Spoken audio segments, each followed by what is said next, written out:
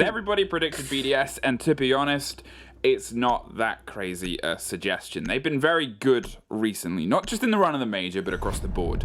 Two, they're a team that is strong right now, and strong teams often put a lot of fear into other teams, and I guess my curiosities are obviously peaked towards Coastline, a map that you don't really see a huge amount because of the aggression that it offers. It breaks a bit of the mold of a gun skill team and kind of pushes them forward towards success, and well, you're looking at some very good gunners across these two teams.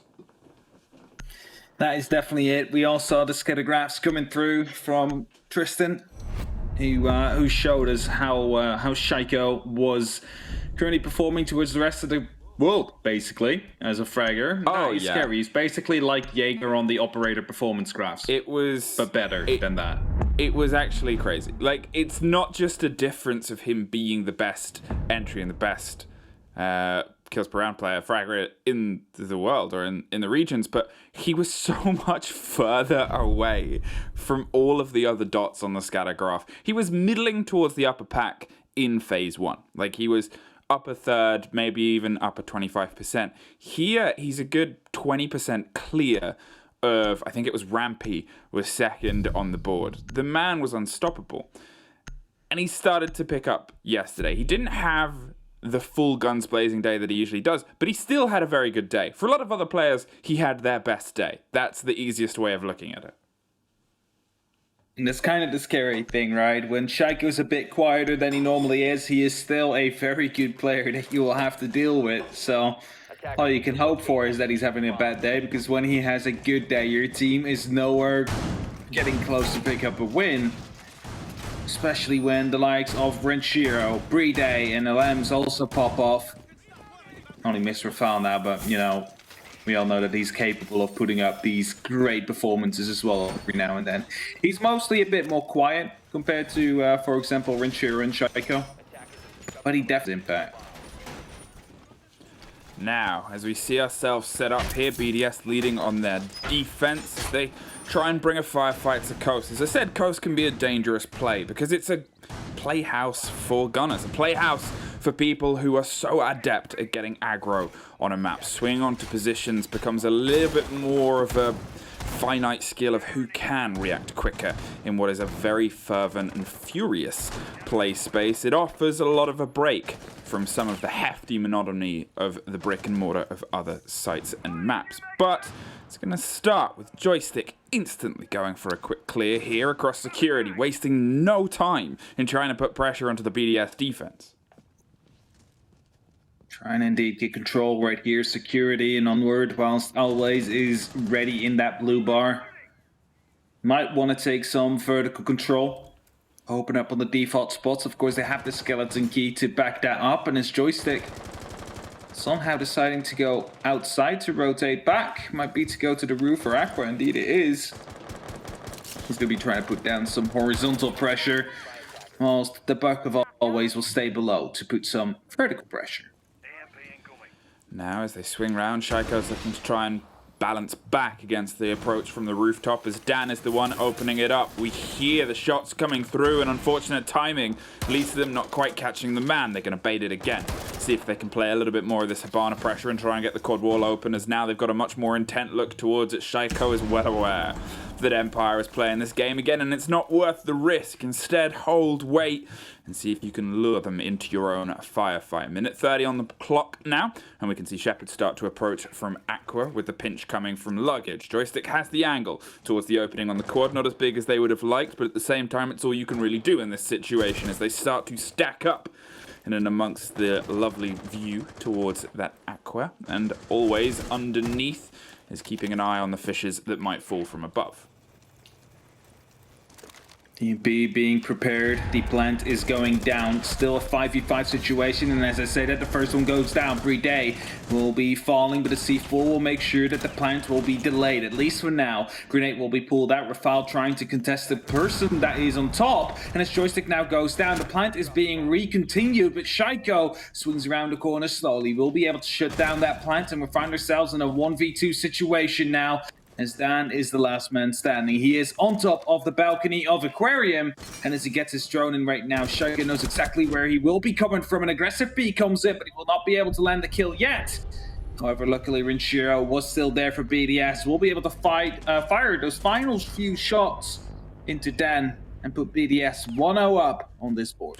Well, if this is going to be a taste of the game that's going to be throughout all of this game, I am very excited. There was so much aggression there from both teams. The trade for trade was battling all the way across each other.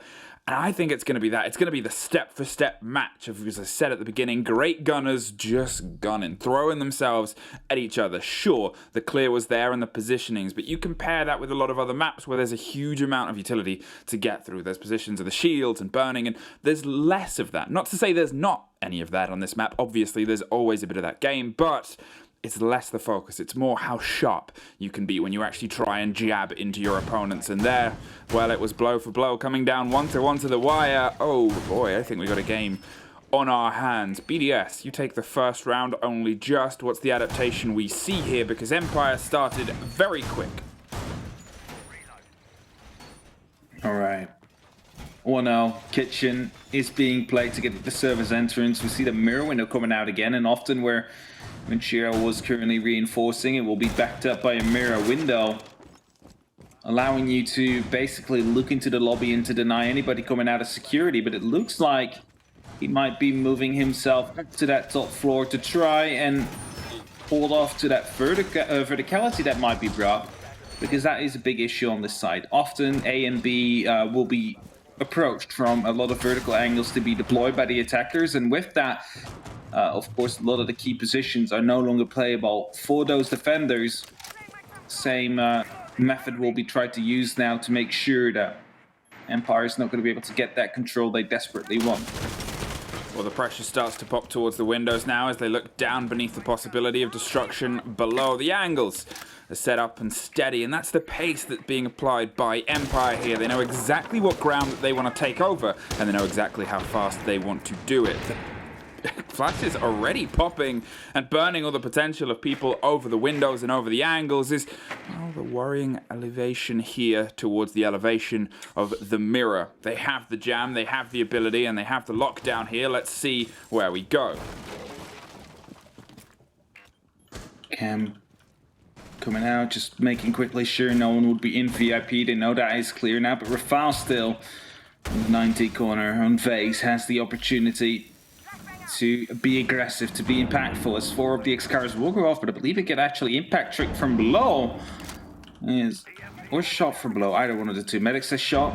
Thought I heard an explosive, could have been an EMP, but fact being, X-Cars will not be going off. And with 90 seconds left right now, this BDS that still has full side control and also a very big piece of pressure onto that top floor, not allowing Empire to open up vertically. Well, now it's a bit of a waiting game as the pace starts to be applied. Oh no, no waiting for you. Rafal shut down by Always. Had the close angle there over the bed, and the pings are coming continually for the next. Wants to try and catch him by surprise. Pre-fires and gives a bit of the game away. You assume he knows he's being paid attention to. And Shaiko's going to adapt, overcome, and see if he can get somewhere else. In the meantime, Alems, well, he's been overcome, but at least Renshiro locks off one. But there's the instant pullback. Dan picking up every trade and being in positions for Empire to strike instantly back. Brede, first off the board last time, is one of the last two on the board for now, as he's the only one holding down onto the site as Shaiko slowly rotates his way back round, sees and realizes nobody is trying to push and collapse from the bar side, so has to reevaluate, reassess, and reposition without being caught by the ever-present eyes of Empire.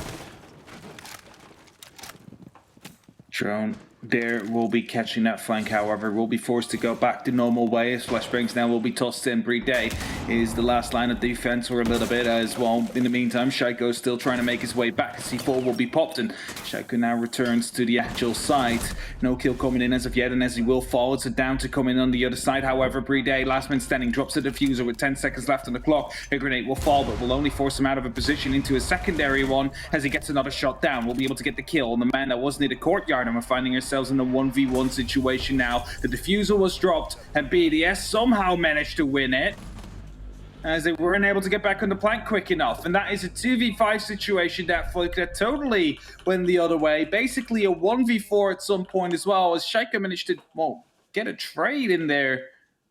And BDS able to close that one out due to poor time management of Empire. unbelievable end to another unbelievable round. It's crazy how these are the first 2 rounds we've had start to build like this. I don't know why you're not screaming more, because I feel like we should be. It came down to a man swinging around, dropping the diffuser carrier and getting the body behind it. Then you pick up the swing on the rotation angle, something I'm sure, and I know Jess has been furious about that kind of play and positioning of them feeding themselves to the last man left before.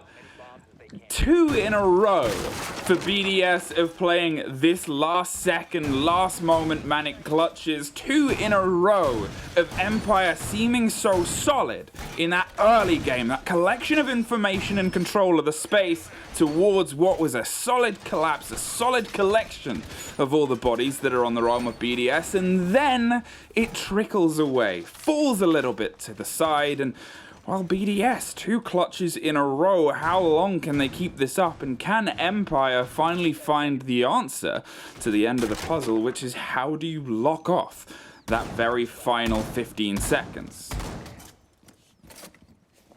BDS might have to get warmed up a little bit here, Fluke. They might be, getting into the match, getting into the groove, into the rhythm. Whereas Empire, they seem a little bit more hot, especially in these opening seconds, as you said. But they aren't able to close it out. Maybe some indecision, maybe some doubts in their heads that will prevent them from actually moving in as a unit, because there were multiple 1v1s being given there to Brede to try and clutch that out.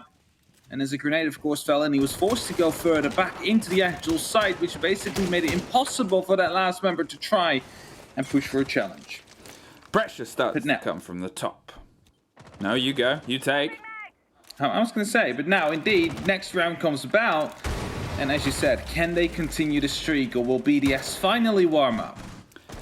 Pressure comes from beneath.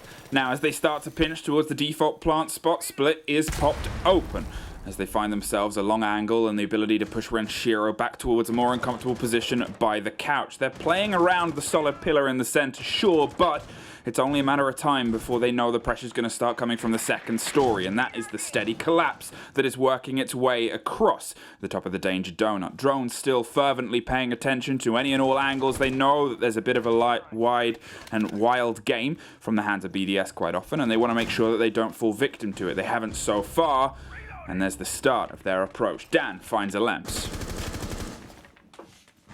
First kill yet again coming down here for Empire. 80 seconds left, starting to open up into that kitchen, putting down some pressure onto Brede, but he's not seeming to be too worried about it. As always now, continues with the skeleton key, opening up even more so. An angle right there, as you see, into that kitchen wall. Shaiko now a bit more exposed, as the bar also is going to get opened up. But he's just holding this long angle, waiting for someone to walk in from the pool entrance door. It doesn't seem to be happening yet, and as long as they have that door covered, there's no way a plant will be coming down. The grenades start to rain from the sky as they dig in and hope, as Renshiro's forced into an even more uncomfortable position. He knows the destruction above is what's pushed him out from this situation, but again, Empire, their pace here, their play towards getting the control of the plant spot has been exceptional so far. It's the response from BDS that keeps making them suffer, that keeps striking back.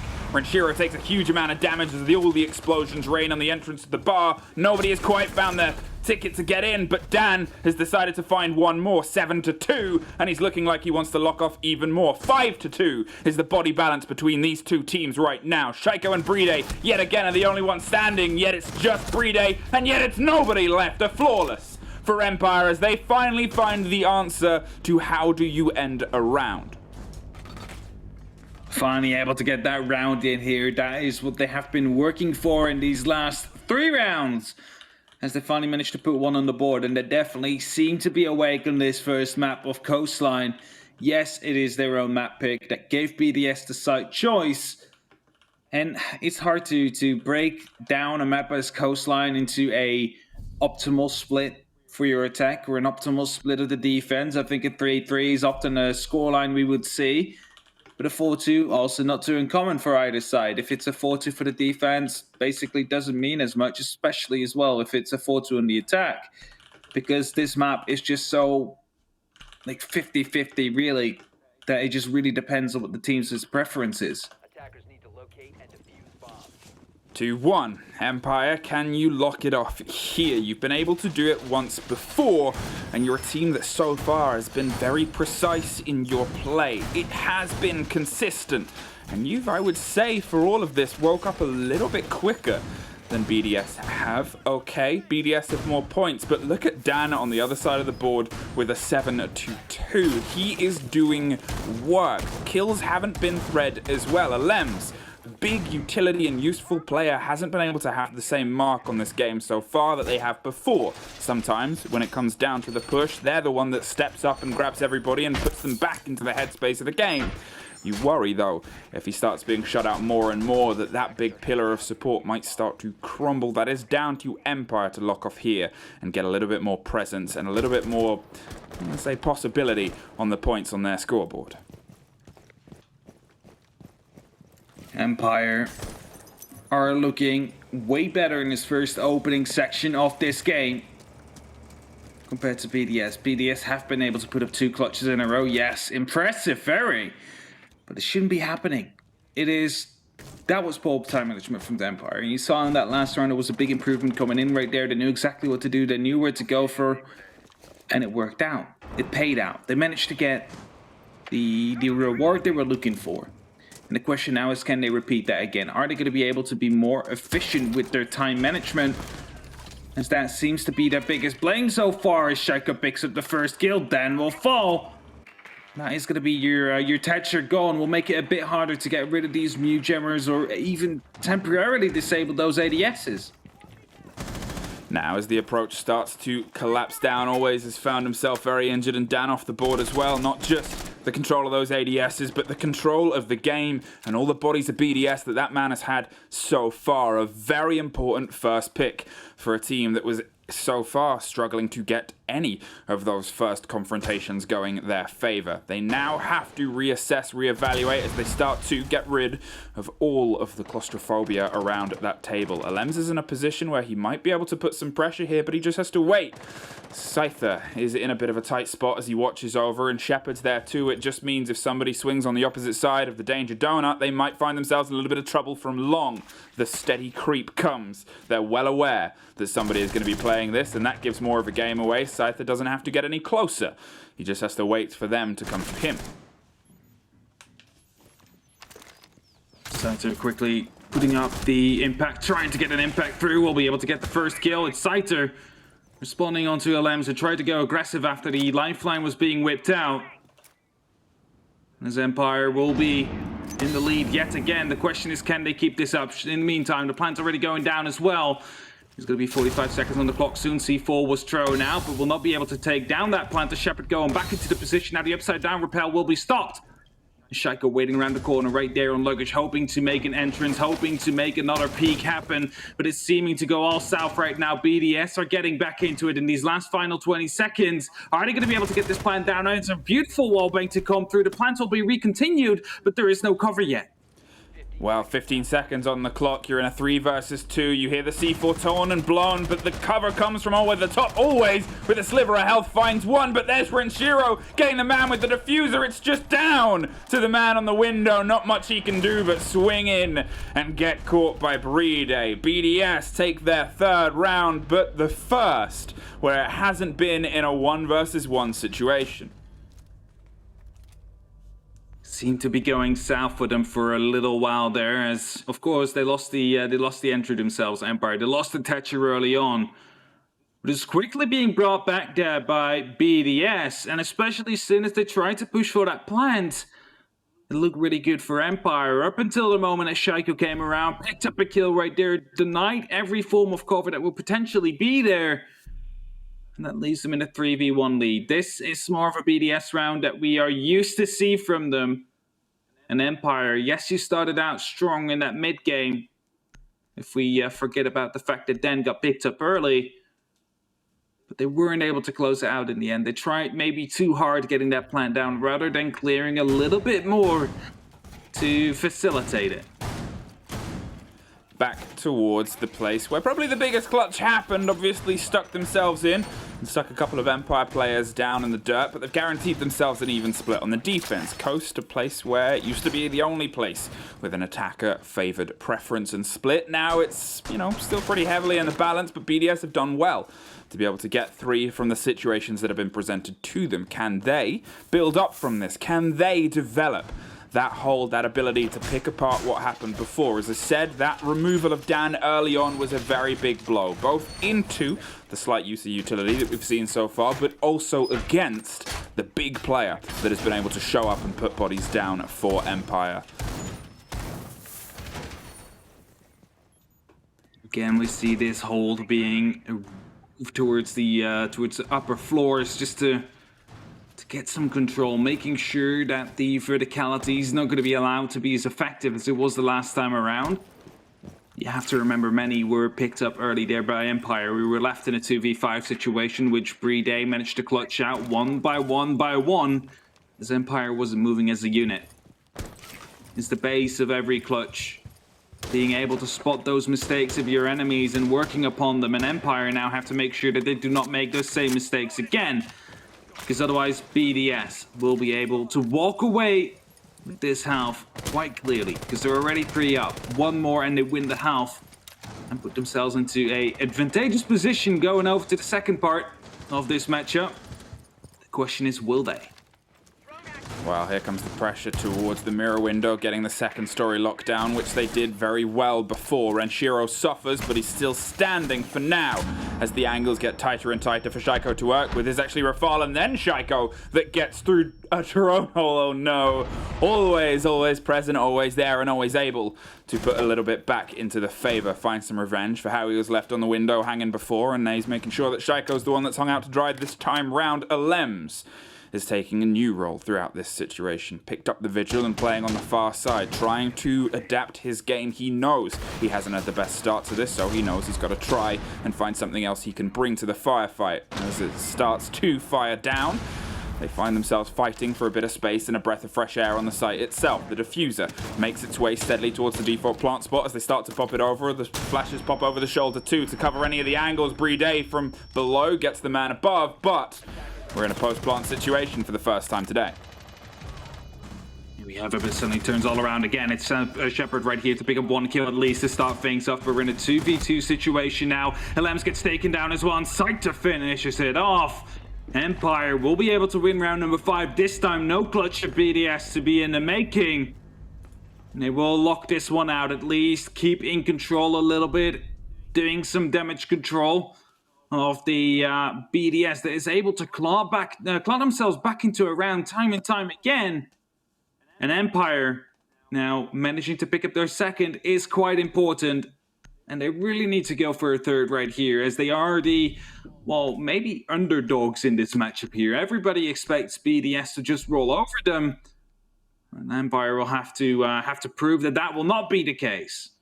And to me, again, what I'm going to point towards Empire's best game being is that control of the space. They fell themselves back into being able to get control of the roamers, found themselves back and able to pick things together and pull them apart from what BDS want to do on their wide hold. They are so solid on their control of the space on this map so far, and I guess it makes me curious as to how that balance of intel, that balance of information, and that solid balance of guns might work towards their favor on their defense, where they're able to try and take control, be a little bit more of a lockdown force here on Coast. BDS, for me, they still need to put a little bit more into this game. We saw a good round from them, but it's a weird thing to say when the team's up, because we all know what they're capable of. We all know that they can push so much better and push so much further, and we also know that some of these rounds, they've been very close to the wire.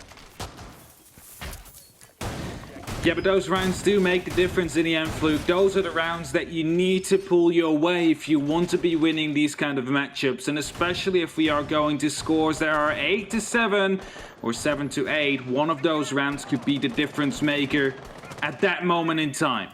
So that is something to keep in mind. You need to make sure that you pull in those rounds and you give it your all in the entirety of the time, because it might just be that one round that you needed in the end. Well, the slow, steady pulse from beneath is going to try and catch on to the game that Empire do. The top heavy clear. They're finally finding a way to approach the reproach of it, and that's to meet them quicker. Meet them before they start to do their collapse towards the projector across that side towards the 90 corner. As you can see, they've steadily moved into Hall of Fame, and the intel's still coming from underneath. If they can try and catch this opener yet again, Renshiro is feeding and bleeding that intel to the guns above, but Empire, they haven't fallen for it just yet. He's stuck in the bathroom, stuck in the cubicle, and waiting for the awkward movements to happen otherwise. Rafal, hit by what sounds like a bit of hard destruction, takes away a big chunk of his health. Xcara's going off. That's going to be giving away his position. He needs to be aware of that, as he is, of course, looking at it now. Will fall back towards the white stairs. Can no longer play in that 90 position. There is still an ADS there to make sure that if grenades or projectiles will be tossed through, they will be eaten. But they have to fall back a bit. And as always, now picks up the first kill. It's Lems to fall. It's the mirror to be gone. An operator that we have seen to be played literally almost every single round. And also with some impact every now and then. C4 is not really coming out huge yet. They're trying to cover with vertical angles rather than use it as planned denial. And as Shaiko now finds a response, it's a 4v4 with 1 minute left, and Empire is setting themselves up for a plant again. The Buck's gone. The Buck's been a bit of a big part of the hold on the second story. They're able to shut off the rotation and the angle, so somebody else is going to have to fulfill that quota. Joystick can't quite find purchase against Renshiro, who's still inside the bathroom and still getting that intel. They haven't been able to really get a handle and a hold onto the BDS roam for the first time in a while. There's still very aggressive positions being held. They opted for something different, but hey, thanks for opening that for me with the C4. Blown and gone. And unfortunately, no one was caught. Shaiko rotates back just as Rafal gets caught on the second story, and that is now all the BDS players down in and amongst the site. He's getting aggro to the door, hoping they don't read that he's been able to get to this position, and hoping that they don't know he's been able to get this aggressive. But he doesn't know that Joystick's got even more aggressive inside the site, but gets caught by the man who is pulsed behind him. There's now 2 quick pickups as the trade starts to come from above. Dan finds himself in a tricky situation, but they find themselves in a worse one as BDS lock off the round. Shaiko had the worst timing there. Fluke was watching the door the entire time, and as soon as he decides, they might be able to come from lobby, so he decides to watch that. You have Joystick just sneaking through, and he just wasn't able to pick up the kill onto the side, because if that one would have come through, it would have been a completely different round. It could have been falling into the hands of Empire there, as they would have been able to, basically deny a key position and a key player right there in the middle of the kitchen. But we find ourselves with that 4-2 split right now. BDS is in the lead. It's up to Empire now to pull up these defenses. Are they going to be able to outdo BDS? Are they going to be able to get 5 rounds? That is the question, because then they would win this map. I still think we're having these moments now where BDS are starting to be better than they were before. They started slow here. They got a little bit lucky in some moments, sure, but the control and the pacing was more in their hands. It wasn't just thrown to the hope of we are exceptional gunners. It was that combined with the prerequisite of we know where we need to gun from and why. Let's see if they can step up here onto their attack as well and keep the momentum moving. They only need a couple to at least guarantee themselves the OT, but we know BDS. We know full well that that's not what they want. Empire, how can you reconstruct an Empire? As I said, your game's been solid. It's just unfortunately been struck by the whims and the whimsy of a very strong French team. Attackers are heading out to defuse.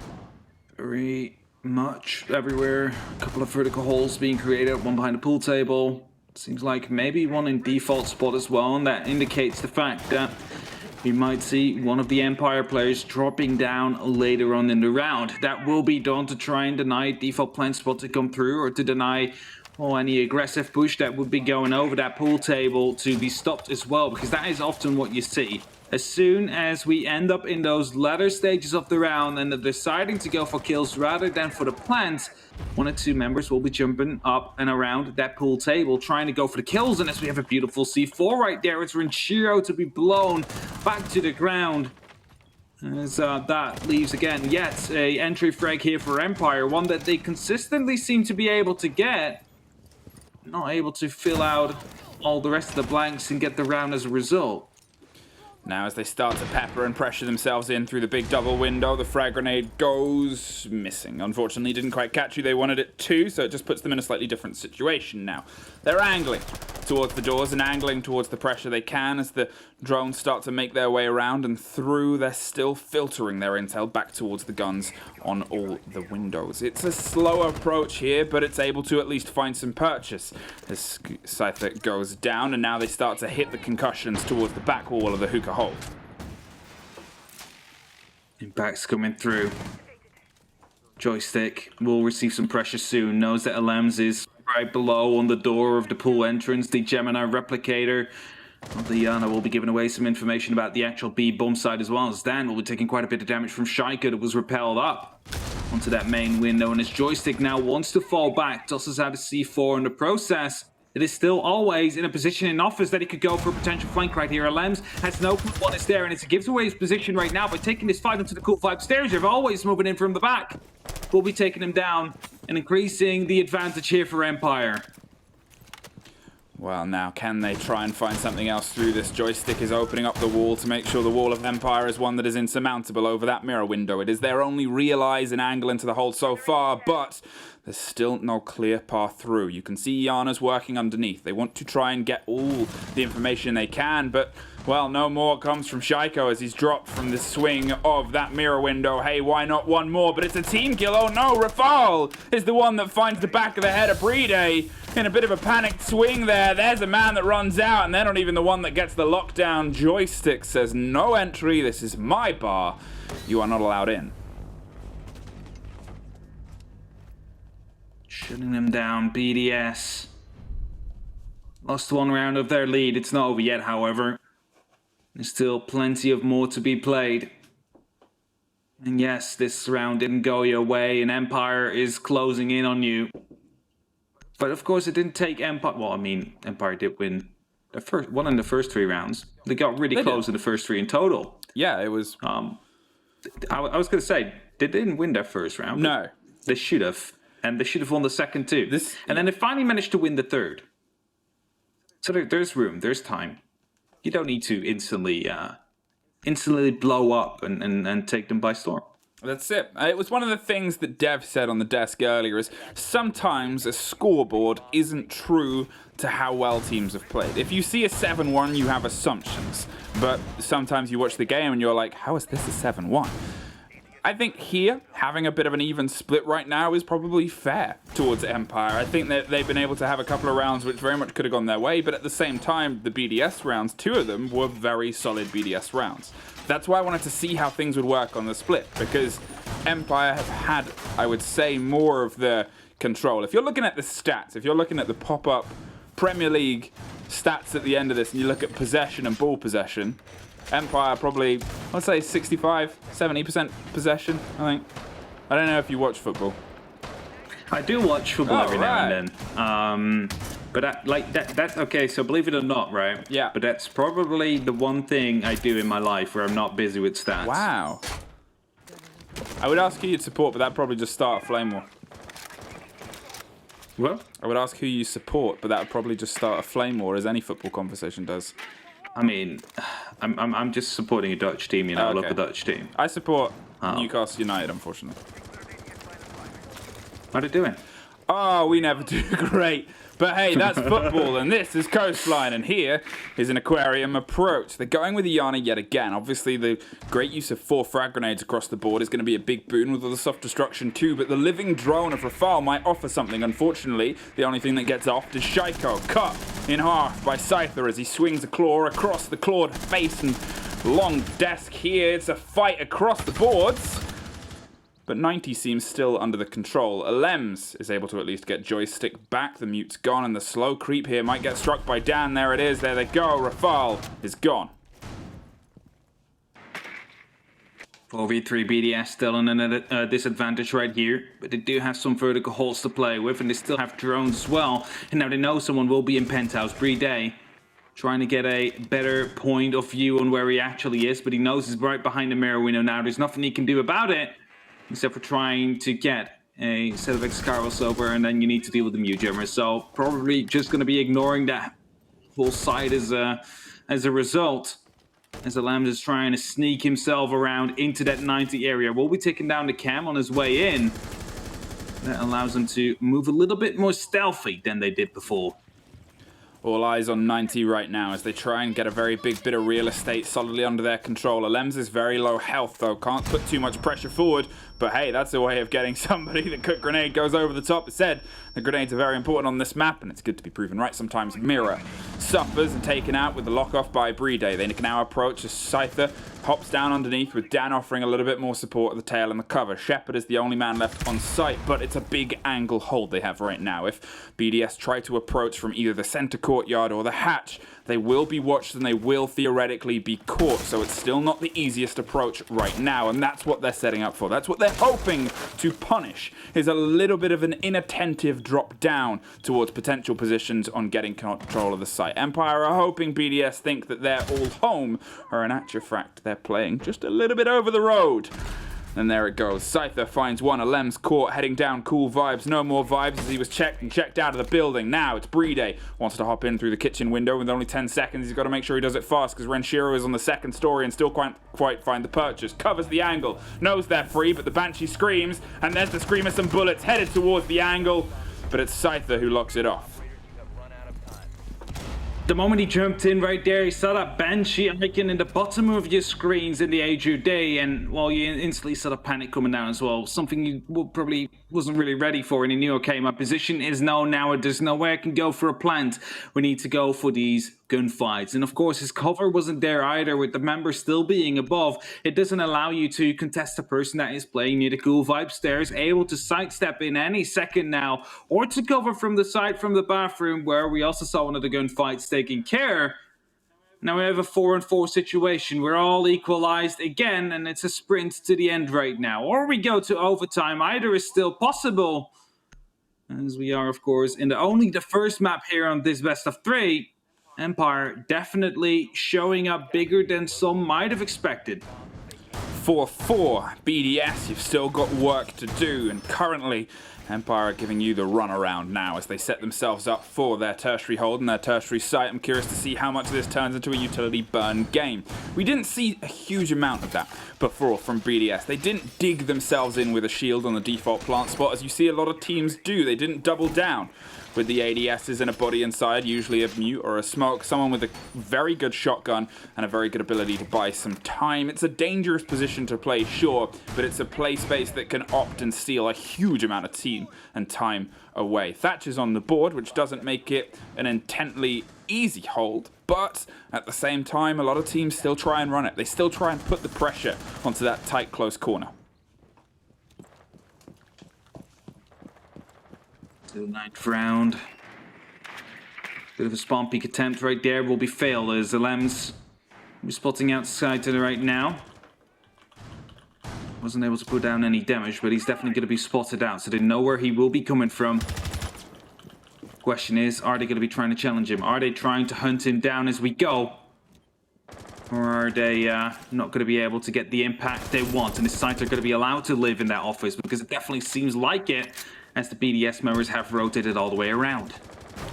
Now then, Shaiko wants to apply the pressure. Hasn't really been able to have the impact and effect he can usually have on this attack set so far. The 2 rounds we've seen, he's been quickly dispatched and removed before he can start to apply the pressure. In fact, you look across the board and it's weirdly balanced for a team like BDS, who often have 1 or 2 fraggers show up big so far. Unfortunately, it's been more of a bit of a muted story, and that's kind of impacting the steady nature of the aggression that Coastline can offer here. Alems suffers a bit of damage as Shaiko and Alems work steadily across the 2 opposite sides of this second story. They're looking for the angles and the doors, and they want to set themselves up with a pocket of space here, but so far no catches, no ideas, and no impressions on where the bodies of Empire are deciding to hold themselves in. Let's do a little bit of remodeling. Crack open the floor, crack open the angles, and crack open the possibility of a sneaky plant into blue. Again, Rafal holding the stairs, making sure no flank will be coming through. Alem's doing the same thing now as he decides to go on his drone, hunting for some information, hunting for the player positions of Empire. So BDS is going to be able to set themselves up to try and deal with those. as Brede is still present with that diffuser, I believe, on the VIP balcony. I'm not quite sure if that is actually correct. Yeah, he still is. Because in the meantime, Joystick going quite low. Just managed to pick up a kill onto Shaiko. BDS not able to find a response yet. It's 2 entry deaths in a row for Shaiko, and as I said, things aren't looking so good for the man that always usually looks so great. Now it's a bit of a tricky situation. BDS have 40 seconds, and they have to start trying to capitalize onto the site. There's the plant position being burnt out as Joystick. He's low health. He cannot take a prolonged firefight there, and he can't take even a sliver of damage from an explosive, so he's not going to risk it. As Zafir starts to apply the pressure towards the site, they know it's open. Now they're going to open it more. 20 seconds on the board, and finally they're getting this default hold open. Oh no, they can't quite get it. Apparently there was a jammer in the way. Now that they've popped that, they might be able to actually pop the wall open, but with now only 10 seconds on the board, they've got to do it sharpish. The Banshee gets cut down and the canister pops off. The smoke has locked it off. As I said, the play will be utility, but it's turning into a firefight on the staircase. Joystick has the swing round of potential, but it's cut off from the door. Dan gets a double, and there it is, out of time! Perfectly stalled out into these final moments, able to get the kill down onto Planta Brede, who tried to make sure that the timer would be prolonged by 45 seconds, but that time in the attacker's favor. And that leaves us with an Empire that is now currently in that lead, in the leading position, and is only 2 rounds away from a map win, as BDS have been unable to win a round yet in these past 3. They really need to change things up now. They really need to make sure that they are staying in that fight, because otherwise Empire will be running away with that first map out of this best of 3. Hookah, we head our way back to this turn into a bit of a lockdown from the mirror on the staircase. It started okay for BDS, but okay isn't the game that Empire want to put forward right now. They are stoic. They are locked in.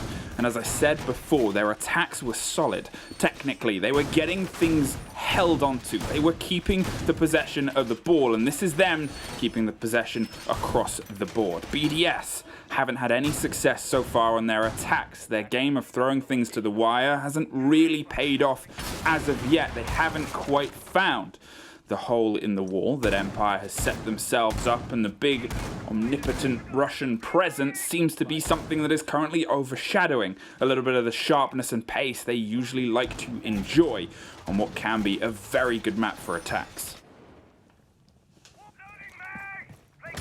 BDS storming the building, being aware of course of potential run outs and jump outs as they have been demonstrated in the past.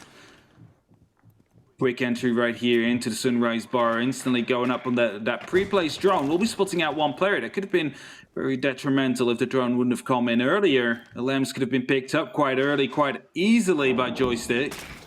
Now fell back onto the Cool Vibe stairs. We'll be hiding inside of those, waiting for the perfect moment to pop out and pick up one of these BDS players who seem to be hungry to pick up a round. But just like Empire in the previous half, they haven't been able to quite find it yet, as they keep on being outsmarted in the very end. Now then, as Cool Vibes is locked in and locked off, Alems wants to try and apply some pressure from underneath. Cast your minds back, and this is when things started to fall a little bit wrong as BDS went for their approach. The hold that was still in place here was the hold that locked off the rest of the round. They know they've got to try and blow those bodies out of there sooner rather than later, and unfortunately that frag grenade's going to bounce off the inside of the window, but the C4's going to do the same thing. The window takes 2 bits of explosives out of both teams, and well, I guess they're the ones that are currently winning this confrontation. Shaiko set himself up on the double window. There's nobody to instantly put the pressure back in, but it's only a swing away from there to be chaos here from Shepard, and he knows it's a very, very long animation when you press go, so he's not going to risk it and take it as of yet. It may look free, but that is never the game that Empire play. BDS still 5 members alive. It is a refreshing sight to see that still 10 members are on the board all across. Shaiko gets himself ready for a flank watch into luggage. It looks like Brede is wanting to go for that plant, but they're not quite certain yet. They do not have the full information, and as I say that, LMs will be able to pick up the first kill. So to Joystick, Shaiko now going aggressive as well, as he looks to be jumping on top of the billiards table, as a plant should be coming in soon. At least they're setting up for it, and as Shaiko sneaks himself all the way deeply inside of the actual billiards room, he finds out that it's actually clear behind the bar, puts a bit of damage down onto Shepard all the way up in 90, and 45 seconds will be on the clock. Shepard, however, will be taking care of Shaiko. but the plant has been made, and that means the time is now in the attackers' their favor. Second plant to be made, and 8 players still on the board, but there's a quick cut down, and most of them, and all of them, why not BDS? They finally find something on their attack, and they find it with aplomb. They knew what they needed to lock down, and they worked out what the hold that Empire put forward. They paid very vast attention to that one factor, that one integral part that was their previous pull apart when they pushed here. They know that this is the first map, their map, the map that they have to dictate, and put it on the board if they want to put a little bit of fear heading into the second, because Empire are a team that grow, and if you put yourself onto that third map, sometimes things don't really go your way against a team like Empire who have such longevity. So it might not be your map, but you got to treat it like your map. Every map is yours if you're akin for the taking, and that was taken very, very well. Kitchen surface, we head back to 5-5, still all to play for, and only a couple of rounds separate the conclusion.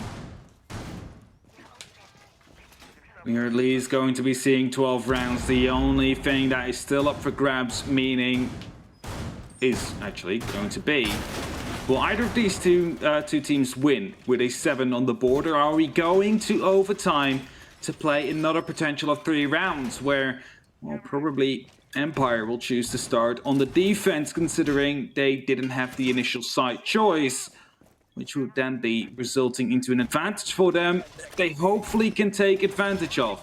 Oh, no, Lesto, our admin, just interfered and said BDS starts on the defense. So that's at least going to be something for BDS to work with. Now, as we see ourselves careening towards the potential conclusion, as I said before, let's see if they can lock it off. The pressure and presence starts to come through instantly towards the staircase. BDS and Shaiko are story which is told for a lot, and again, it's something I've said before, but he hasn't found, I believe, a single kill on his attacks as of yet, if not just one on the very first one. They've found some success. Can he use the confidence to build himself into this game and take himself to the levels we all know he's capable of? A very early C4 is gone off the board. Always tried to catch somebody with a bit of a cheeky play, but unfortunately no one was on the hatch, so nobody gets it, nobody gets through, and everybody gets to keep playing. Again, all 10 members alive in a very crucial round. Joystick just delayed there on LMs who repelled into billiards. Could have been picked up right now. We'll be spotting out that player that actually was going for that aggressive damage, trying to go for a pre-fire as well through the flooring. It's not going to be able to land the shots right there. Damage done, not able to retaliate for the damage that was done on himself. So right now we find ourselves in the 11th round. Time is still ticking down. BDS still need to at least get 1 round if they want to be pushing towards that overtime mark. Because otherwise Empire, they will definitely be running away with it if they get the chance. Rafal starts to put the pressure down towards the mirror windows that often fell quite quickly in the hands of BDS. A slight different adaptation here as they play themselves onto the right-hand side, but with the pressure coming underneath, well, Shepard was a little bit too late opening up the angle to try and pepper those X-Kairos off. Thought they could buy some time there and keep always in the same position. Swings a pre-fire towards an LMs who was, well, not caught by it, but it buys them the presence and mind of being able to get out of there. A minute passes, or a minute's left even as the minute marker passes, and we find ourselves passing over the top of the site now as they start to dig the way down and open up all the angles they can.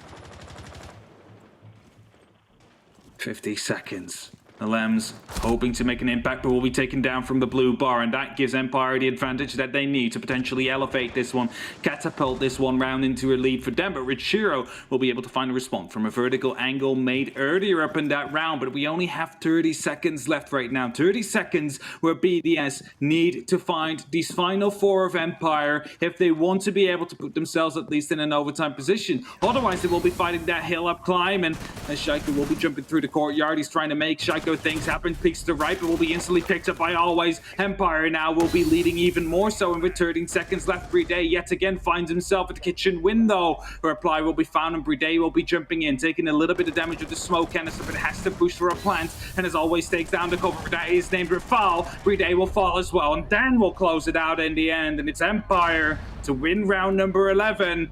And that means they are only 1 away from potentially getting that first map under their name.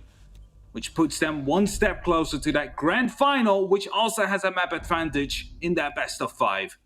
First team to go a lot of the distance here, and first team to still only have a little bit of distance left, but also BDS. That does not mean you are far away. One other good round can thread yourself to the OT, and then, well, at least you buy yourself a breath and buy yourself the ability to heads down and push yourself in. This game is turning into a bit of a story of those Hatcher players there. Obviously, Ranshiro was carrying the mantle just before, bringing up the solidity with Dan, who had such a big performance before. But at this point, it looks like he's going to opt to bring some frag grenades as well, put the damage in a slightly different way and see if they can apply some of this pressure towards Empire. The fears seem to be Claymores right now as they prep themselves for the potential of jump outs and run outs, pulling away from the 4 frag grenades they had before with the use of the Iana, and instead locking those jump outs, locking that movement, and locking where Empire can go silently. Potentially that's where they feel they're suffering the most, is the loose play the aggression Empire like to offer. Either way, let's see if it actually leads to fruition.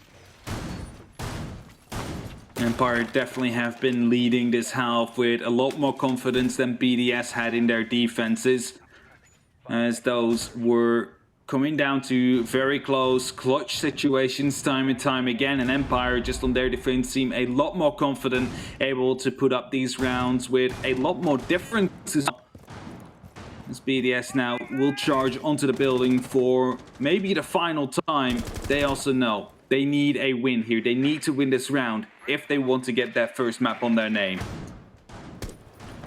Peppering bullets towards the door, a word I say too much, but let's try and say it less now as we start to see if the seasoning that's done on the site is actually good enough, or if they need to start trying to add a little bit more. Maybe try and dance a different dance with the foodstuffs, and the first is going to be a quick pace there. Look at all of that utility gone, my word, BDS. The pace has improved tenfold. They cleared out all of the hold that otherwise completely cost them about 2 minutes 30 before, and Shaiko is firing down on Dan. Screw Pepper. I think what they're playing with right now is time, and they're making it work and making it look delicious. Scyther is on the long angle there, deep in the office, and is putting his pressure all the way across towards the site of the plant. Now they have an idea. They have an impression of where they're going to try and dig themselves in, and Shaiko is going to try and do Shaiko things. Dig in, swing round, and get a kill. But unfortunately, always is the presence on the second story right now. He is in a very key position, just like basically both the other members right here of Empire. One covers out the office, which is the direct access to the blue bar. That is Scyther, and you have Shepard playing in that sunrise bar. He is the last line of defense for a potential rushed plant to come through. If he manages to get these downs in, they will be able to potentially win that round on the base of time. And as right now we see the EMPs being thrown out, that means that the ADSs will be temporarily disabled, allows for potential flashbangs to go through. There goes the plant, but there goes a smoke canister. Which one will be done first? It looks like it will be the diffuser, as Brede will go down right after. Lees is in a 3v3 after plant though, and as Shaiko now jumps over the bar and will be taken down. It seems like Empire are bringing it back. As Scyther gets the final kill, it is Empire to get that first map under their name, as they are quite content with it, with a few smiles on their face. Look at that spread of cameras. Look at that. A bit of relief you can see on the faces of Team Empire there as they take a moment, take a stretch, and take a bit of air, because BDS put up a heck of a fight on a strong map and took it all the way, and they know that that is the expectation for all of them. But if they can just take one more, if they can push BDS down to the lower bracket, and if they can guarantee themselves that one map advantage heading in to the best of 5 final tomorrow, well, that might be the difference maker against the BDS.